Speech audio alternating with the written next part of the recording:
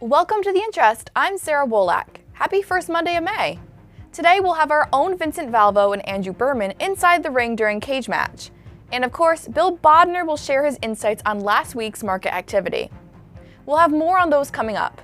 But first, May is Mental Health Awareness Month. But what does that have to do with the mortgage industry? Last year was a tough one for originators, and the stress of trying to be successful against the odds caught up. I had the chance to sit down with a few originators about their experiences of burnout, stress, and staying afloat. Here's the story. Going through the different cycles of the real estate industry can be very stressful. 2023's market proved challenging to LOs, not just on their production numbers, but their mental health too. Jay Hauk, a loan officer with Arbor Financial, saw and felt the effects of burnout. I saw the effects of the market change, and not only just in my colleagues, like a lot of people dropping out and just quitting and having to go find new careers.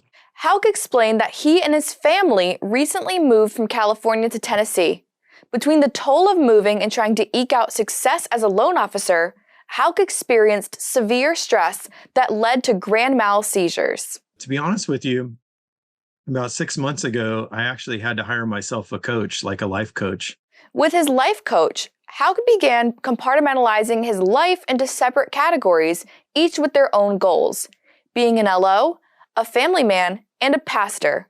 Of course, he says this all comes with sacrifice. I always laugh about this industry because there's so much freedom, but then there's not freedom.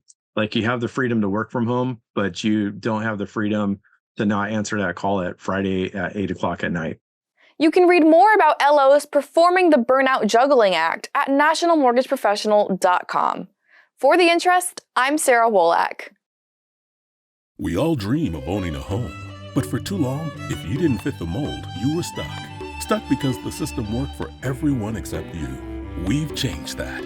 Angel AI uses advanced AI technology to give a 100% trusted solution and fast answers for worry-free financing, allowing you to achieve fair and equal access to lending. Angel AI.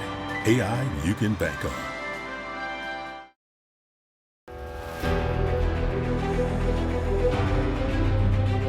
Hello, friends. Thanks for tuning into our Master the Market segment. So this week we are talking about markets changing quickly. Last Wednesday, we were worried that the Federal Reserve was going to announce maybe a potential rate hike.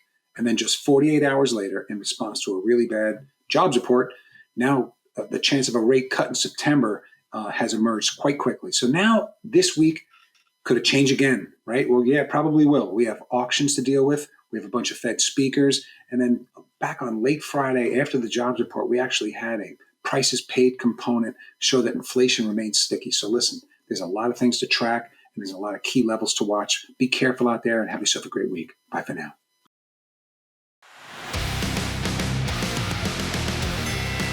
Okay, Vince, I want to ask you, so here we are, it's May 2024. Is it a good time to buy? So if you're out there, and let's give a scenario of a first-time home buyer. You know, they're in that stage in life where they most likely would be buying. Is it a good time for them to buy? Well, okay, I'm going to answer this two ways. It is a good time to buy. It is not a good time to buy. Oh, jeez. Here's the thing. People say this all the time. Is it a good time to buy? Is it a good time to buy? Look, you know what's a good time to buy? When you need a house. Yes, I agree. When you need a house, if you got the money, if you can wrangle it, buy the house. Yeah. It's a good time to buy because you want to buy it. If you think you can wait a little bit, you know, our interest rate's going to likely to get better. Likely. But once everybody rushes in, our housing price is likely to go up. Yeah. So are you going to get much advantage? Probably not. Now, is it a good time to buy? No. Housing prices are way up here and interest rates are way up here. Is it a good time to buy? No. But I don't know that. I know very few people who ever feel like they bought at a good time. I mean, the COVID era, that was a great time to buy.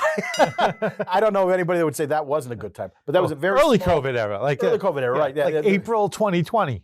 April 2020 was good. Well, then prices started going up, but the interest rates were still down. So it was still throughout most of that period, a good time overall to buy. But yes, very early, plenty of inventory out there, and interest rates were low.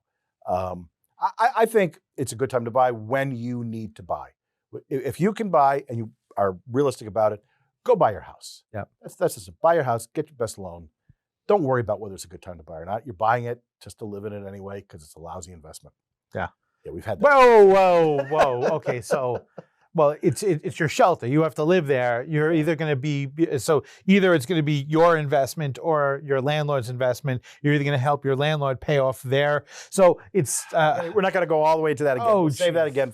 We'll come back to that number in a little bit. But I think the one good question that really has to be is it a good time to buy? Can you find the property that will meet your needs? In the past, I think. Right, we had a lot of folks that were like, we're first-time home buyers. This is our starter house. I'll tell you, I don't know about your parents. When my parents bought a house, they weren't thinking of starter house. They were thinking of, we're buying a house. Yeah. And they expected to stay there for quite a long time. Ask Warren Buffett. He's been in the same house for 50, 60 years at this point? Yeah. I think if you're going, we have to buy a starter house, then a step-up house, then this house, then finally we get to a real house. Don't think that way here. Buy the house that you can live in for a while, and if you had to live in it for a long time, that's the house you should go for. Yeah, I listen. I'm with you on this because listen, we had for many of the last, I guess, 20 years, there's a lot of housing appreciation with, of course, take out the 2008s, but so the starter home, move up home, it made sense because you take the equity that you built up and you'd buy your next home. But yeah, so I'm with you. I do also believe it is a good time to buy in many cases if you need a place to live. And if you're going to be in the same place for 7 years or more, if you're going to have children that are going to be in that same area, because when you rent, because I know you're a big proponent of renting over buying. When you rent, you don't control where you live. You don't control the community you live. You might potentially have to be up and move to another community because I'm not going to get into that conversation with you again because you're so wrong. I'm pretty sure I choose which apartment I'm going into or what house I'm renting. I believe I have the exact same choices there as I have when I'm buying, and probably even more so. At the end of a lease, if your lease doesn't get renewed, you live in one of these communities, live in one of these states right now, like Massachusetts, Connecticut, New York, a few others that are saying end of lease doesn't make any difference. You can't get people out because the lease ends. Oh, geez. But that's a whole different. That's a whole different thing. Yeah, that's a whole different thing. I think the question needs to be reframed. Is it a good time to buy, but is it the right time to buy? It's the right time to buy if you are in the market and you want a house. It's the right time to buy. It's always the right time to buy if you want a house. Okay. So I agree with you on this. You don't get to declare victory on this. This is something. Well, if you're agreeing with me, then yes, I am victorious. Thank you very much, and I appreciate you bending to the will of my superior intellect. Thank you all, everybody. What? Wait, how did that happen? What? No, that's not how this works. This is not the way this. For more on these and all of today's top stories, go to nationalmortgageprofessional.com.